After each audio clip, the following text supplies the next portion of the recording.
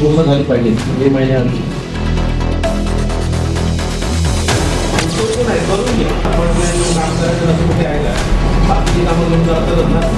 कारण हा सन्माननीय आमदार निलेश राणे साहेब यांचा मतदारसंघ आहे. त्यांच्या मतदारसंघातली ही पंचायत समिती आहे ही राज्यात आदर्श ठरली पाहिजे. कारण आज आमचे आमदार साहेब आपल्या वक्तृत्वाने त्या ठिकाणी प्रश्न मांडणी असेल किंवा त्यांनी प्रश्न सोडवून घेण्याच्या माध्यमातून सगळ्या राज्यामध्ये त्या ठिकाणी अतिशय चांगलं काम करतात. महाराष्ट्राचं आराध्य दैवत छत्रपती शिवाजी महाराजांना मानाचा मुजरा करतो. आज या ठिकाणी 4 वर्षाच्या प्रतीक्षेनंतर आपली जिल्हा परिषद आणि पंचायत समितीची कार्यकारिणी अस्तित्वात आलेली आहे. त्यानंतर सभापती आणि उपसभापती यांच्या निवडीनंतर मागच्या आठवड्यात अध्यक्ष उपाध्यक्ष यांच्या निवडी जाहीर झालेल्या आहेत. त्या अनुषंगाने आज आपल्या पंचायत समिती मालवणला सदिच्छा भेट म्हणा आढावा भेट म्हणा या ठिकाणी संपन्न होत आहे. 31 मार्च हा आपल्या सगळ्यांच्या दृष्टीने अतिशय महत्त्वाचा असतो आणि म्हणूनच तुम्हाला ही तसदी द्यावी लागली. आता पुढचे 8-10 दिवस आपल्या सगळ्यांना या सगळ्या ज्या काही गोष्टी आपल्याकडनं अपुऱ्या आहेत त्या पूर्ण करण्यासाठी वारंवार या सगळ्या प्रकारचे आढावे होतील.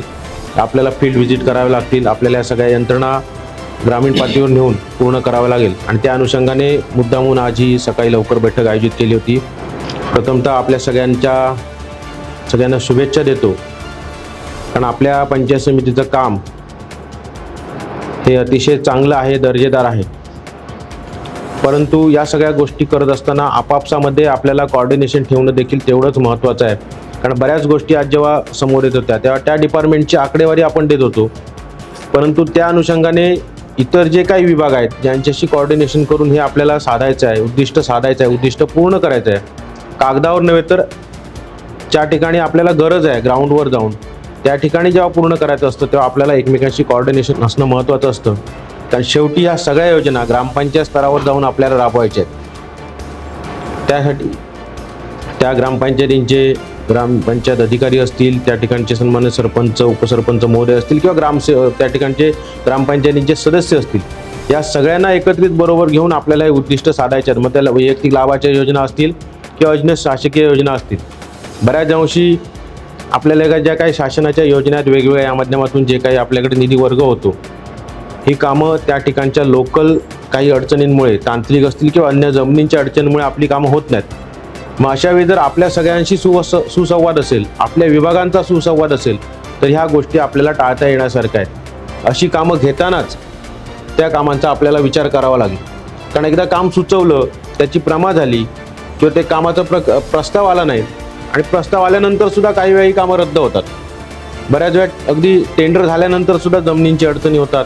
कोणतरी येऊन सांगतो माझी जमीन मी देणार नाही किंवा अन्य काही गोष्टी होतात आणि मग काम रद्द होतं आणि मग आपला निधी अखर्चित राहतो आणि आपल्यावर तेवढंच एक आपण म्हणतो 100% निधी खर्चाच्या प्रमाणात आपण अपूर्ण राहतो. या सगळ्या दृष्टीने आपण सर्वांनी एकत्रितरित्या प्रयत्न करूया. आम्ही देखील जिल्हा परिषद म्हणून पंचायत समितीचे सर्व माझे सहकारी आणि जिल्हा परिषदेचे माझे सर्व सहकारी आम्ही सगळे तुमच्या पाठीचे आहोत. आपला जिल्हा एक आदर्श जिल्हा आहे आणि मालवण तालुका हा आपण म्हणतो आपल्या जिल्ह्याचं हृदय आहे.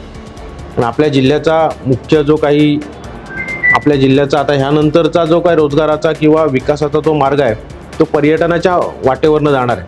आणि या दृष्टीने मालवण तालुका हा अतिशय महत्त्वाचा आहे आणि म्हणून मी मालवण तालुक्याला आपल्या जिल्ह्याचं हृदय म्हणतो. आणि इथूनच सगळं ब्लड सप्लाय इथूनच जाणार आहे. मालवण असेल, वेंगुर्ला असेल, देवगड असेल, 3 तालुके अतिशय महत्त्वाचे आहेत. या 3 तालुक्यांनी जर चांगलं काम करायचं ठरवलं आणि चांगलं काम झालं, नुसतं कागदावर न राहता वस्तुस्थिती त्या कामाची त्या ठिकाणी झाली पाहिजे. ग्रामपंचायतपर्यंत गाव लेवलपर्यंत ही कामं झाली पाहिजेत. लोकांना रोजगाराच्या संधी, लोकांना चांगलं जीवनमान जगण्याच्या संधी निर्माण झाल्या पाहिजे. ह्यासाठी आपण सर्वांनी कटिबद्ध राहूया. आम्ही सगळेजण जिल्हा परिषदेचे माझे सगळे सहकारी, आपले अध्यक्ष साहेबसुद्धा काही कारणांमुळे येऊ शकले नाही. बांद्याला एक कार्यक्रम आहे.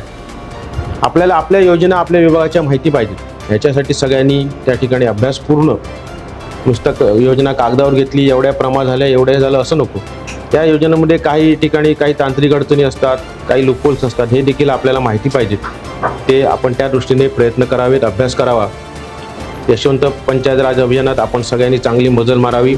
आपण विभाग स्तरावर न थांबता आपण राज्य स्तरापर्यंत जायचं आहे. त्यासाठी जे काही आवश्यक सहकार्य आहे, कारण हा सन्माननीय आमदार निलेश राणे साहेब यांचा मतदारसंघ आहे. त्यांच्या मतदारसंघातली ही पंचायत समिती आहे ही राज्यात आदर्श ठरली पाहिजे. कारण आज आमचे आमदार साहेब आपल्या वक्तृत्वाने आपल्या विधान अधिवेशनातील त्या ठिकाणी प्रश्न मांडणी असेल किंवा त्यांनी प्रश्न सोडवून घेण्याच्या माध्यमातून सगळ्या राज्यामध्ये त्या ठिकाणी अतिशय चांगलं काम करतात. आपण सुद्धा सर्व लोकप्रतिनिधी आणि प्रशासनातले अधिकारी आपण अतिशय चांगलं काम करूया आणि या ठिकाणी आपल्या सगळ्या जनतेला न्याय मिळवून देण्यासाठी प्रयत्न करूया. आपल्या सगळ्यांना पुन्हा एकदा शुभेच्छा. धन्यवाद.